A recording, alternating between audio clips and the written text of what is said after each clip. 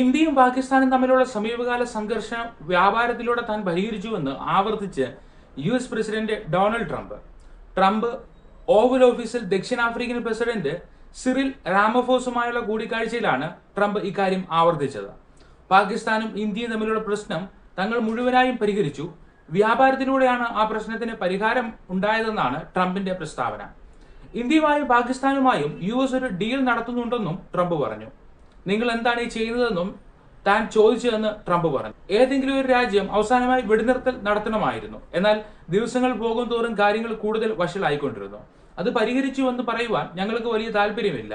2 ദിവസം കഴിഞ്ഞപ്പോൾ ചിലത് സംഭവിക്കുന്നു, പിന്നീട് അത് ട്രംപിന്റെ തെറ്റാണെന്ന് അവർ പറയുന്നുവെന്നും ഡൊണാൾഡ് ട്രംപ് പ്രതികരിച്ചു. പക്ഷേ പാകിസ്ഥാനിൽ നല്ല മനുഷ്യരുണ്ട്. മോദി എന്റെ സുഹൃത്താണെന്നും ട്രംപ് പറഞ്ഞപ്പോൾ മോദി മ്യൂച്വൽ ഫ്രണ്ട് ആണെന്ന് ദക്ഷിണാഫ്രിക്കൻ പ്രസിഡന്റ് മറുപടി നൽകി. മോദി നല്ലൊരു മനുഷ്യനാണ്, ഞാൻ രണ്ടുപേരെയും വിളിച്ചിരുന്നുവെന്നും ട്രംപ് കൂട്ടിച്ചേർത്തു. ഇന്നേക്ക് പഹൽഗാം ഭീകരാക്രമണം നടന്നിട്ട് 1 മാസം തികയുകയാണ്. ഏപ്രിൽ 22-ന് പഹൽഗാമിൽ 26 പേർ കൊല്ലപ്പെട്ട ഭീകരാക്രമണത്തിന് മറുപടിയായി മെയ് 7-ന് പുലർച്ചെ ഇന്ത്യ ഓപ്പറേഷൻ സിന്ദൂർ എന്ന പേരിൽ തിരിച്ചടി നൽകിയിരുന്നു. ഇതേ തുടർന്ന് മെയ് 8, 9, 10 തീയതികളിൽ ഇരു രാജ്യങ്ങളുടെയും സൈനിക താവളങ്ങളിലും പ്രത്യാക്രമണങ്ങളും നടന്നു. 4 ദിവസത്തെ അതിർത്തി കടന്നുള്ള ഡ്രോൺ മിസൈൽ ആക്രമണങ്ങൾക്ക് ശേഷം സൈനിക ഏറ്റുമുട്ടൽ അവസാനിപ്പിക്കുവാൻ മെയ് 10-ന് ഇന്ത്യയും പാകിസ്ഥാനും ധാരണയിലെത്തി.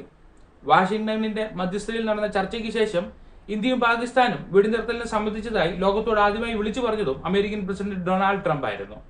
എന്നാൽ പിന്നീട് ഇന്ത്യയുടെ വിദേശകാര്യ പ്രതിരോധ മന്ത്രാലയങ്ങൾ ഓപ്പറേഷൻ സിന്ദൂർ അവസാനിച്ചിട്ടില്ലെന്നും പാകിസ്ഥാന്റെ ഭീകരപ്രവർത്തനത്തിനെതിരെ എപ്പോൾ വേണമെങ്കിലും ഓപ്പറേഷൻ പ്രവർത്തനക്ഷമം ആകാമെന്നും വ്യക്തമാക്കിയിരുന്നു.